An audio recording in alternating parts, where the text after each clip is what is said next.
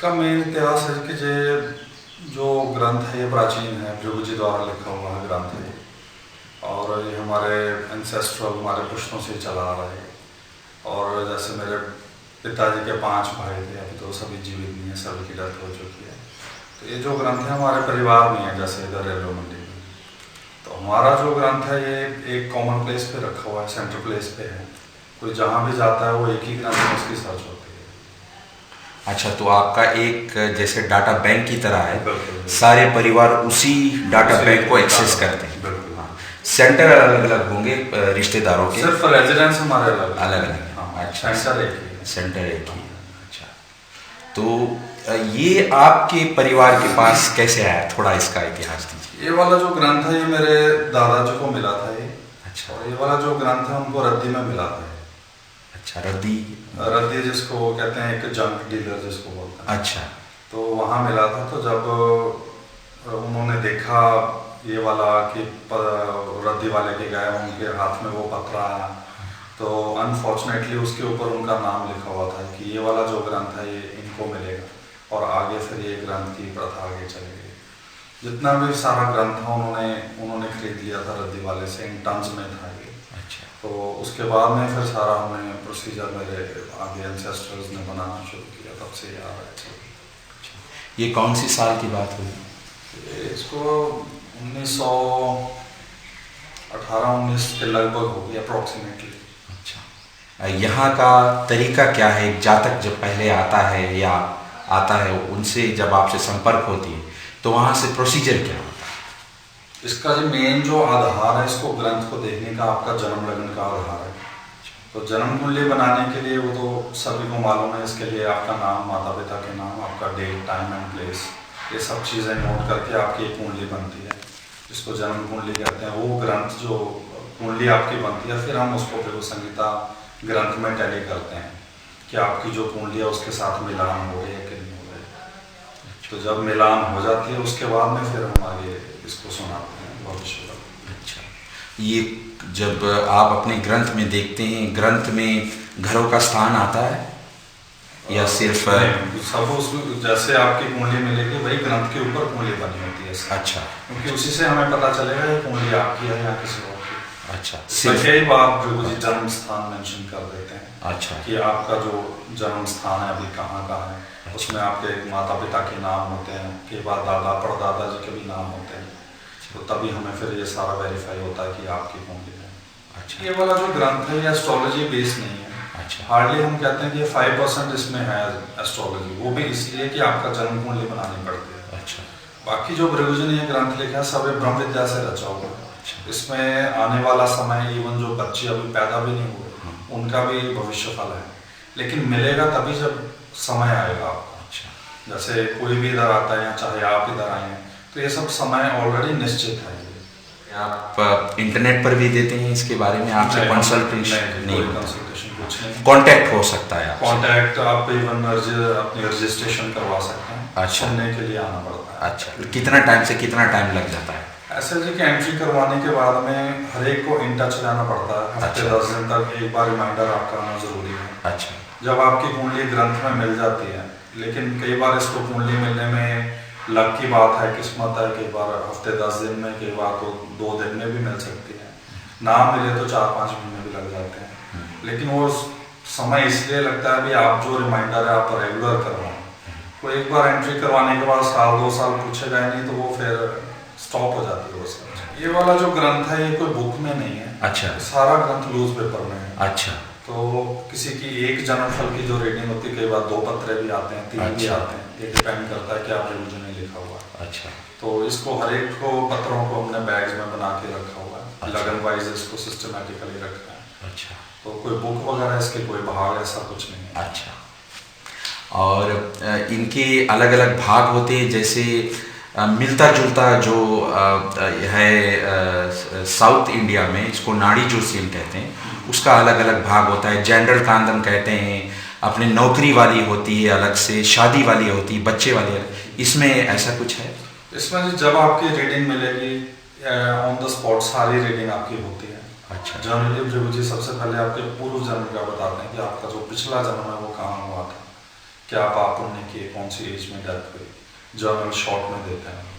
उसके बाद इस जन्म में इंसान को क्या क्या प्रॉब्लम्स आएंगी, आपको क्या इसके उपाय हैं, ये विद रेमेडी मिलेगा और टिल डेथ तक आता है। अगला जन्म है जो इस जन्म के बाद जो अगला जन्म है वो किसी किसी का मेंशन होता है, लेकिन कईयों में प्रभु जी बताते हैं कि अगला जन्म कहाँ होना है। अच्छा, इसमें कैलेंडर नहीं हमें कुछ भी चाहिए, तो सिर्फ समय के अनुसार जो कुंडली बनेगी उसके मुताबिक ही हम देखेंगे। अच्छा, तो आप वो कुंडली देखकर वो मैचिंग होता है, कोई दिन तारीख उसमें नहीं होता? कुछ नहीं। अच्छा, पंडित जी आप ये बताएंगे हमको कि आपके पास ये जो पत्ते हैं भृगु शास्त्र के, ये कितने हों? एक्चुअली ये वाला जो ग्रंथ है ये इन टन्स में है, ये वेट के मुताबिक है। अच्छा, तो लेकिन इसको सिस्टमेटिकली हमने लगन वाइज रखा हुआ है। अच्छा, तो लूज पेपर में ये ग्रंथ है तो सारा उसके मुताबिक ही इसकी ये सर्च हो।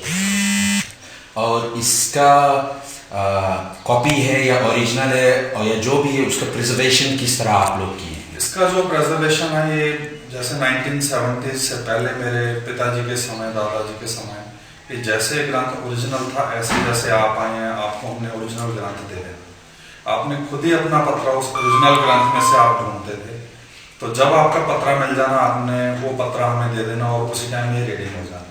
ये 70 से पहले का मैं आपको बता रहा हूँ।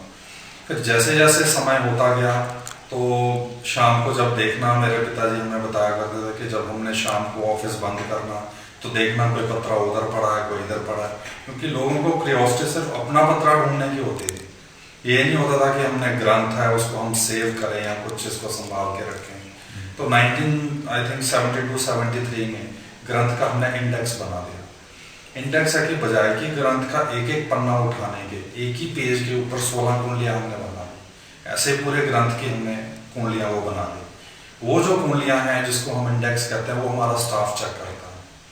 तो जैसे आपकी कुंडली मिल जाती है उस इंडेक्स के ऊपर नंबर होता है। सपोज उसके ऊपर लिखा है 124, इट मीन्स कि 124 बैग में आपका पत्रा पड़ा है। तो जब कोई इधर रीडिंग के लिए आता है वो फिर हम बैग को हम ढूंढते हैं, तकरीबन आधा पौना घंटा 1 घंटा वो पत्रा निकालने में लगता है, क्योंकि एक ही बैग में 800 से 900 कुंडलियां अप्रॉक्स होती हैं। तो जब वो मिल जाती है उसी टाइम फिर वो रीडिंग होती है।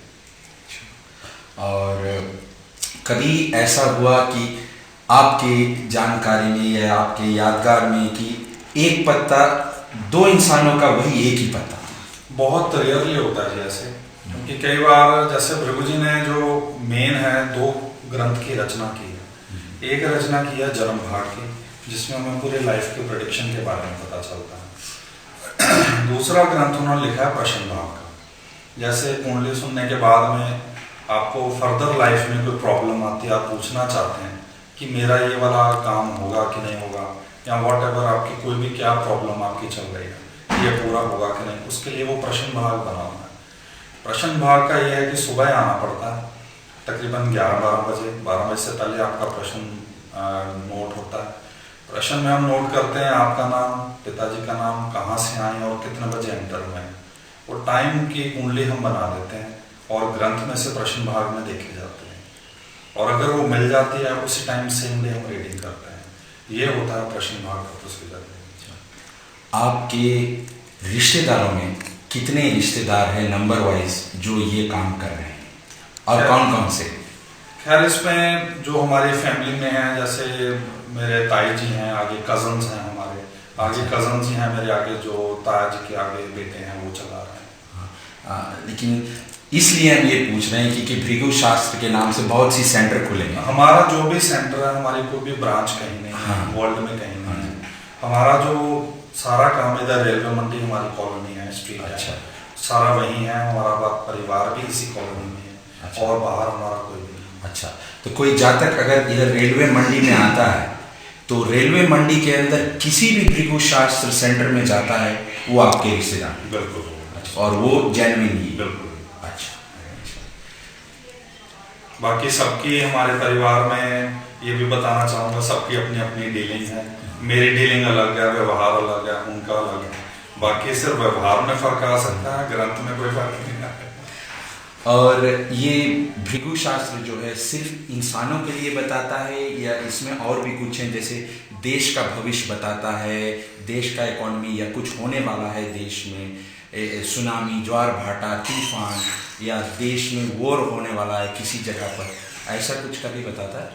इसके लिए जो टाइम टू टाइम गाइड है ना, ये प्रश्न भाग में हमें मिलते हैं। तो जैसे कोई क्राइसिस आने वाले हैं या हम कई राजनीतिक लोग पूछते हैं कि हमारा क्या बनेगा, तो उसके लिए प्रश्न भाग में प्रभु जी बताते हैं कि अभी क्या है। जैसे कई बार समय पीछे थोड़ा टेररिज्म का टाइम हो गया था, तो प्रभु जी ने सबको एक मंत्र दिया था जो प्रभु जी के भगत हैं करने के लिए। तो ऐसे टाइम टू टाइम गाइडलाइन मिलती रहती है और प्रभु जी के वचन मिलते हैं कि अपनी आत्मरक्षा के लिए क्या करना चाहिए। कभी पहले से आपके एक्सपीरियंस में कोई प्रेडिक्शन मिला है जो आने वाला कोई बड़ा समस्या है देश पर, किसी जगह पर, दुनिया में, ऐसा कुछ होता है भृगु शास्त्र? नहीं, इसमें अगर कोई क्यूरियोसिटी रखता है या कोई पूछता है तो फिर जरूर वचन कोई ना कोई मिल जाता है, तो प्रश्न उठा सकता है, प्रश्न कुंडली के अनुसार उसमें मिल जाता है। धन्यवाद।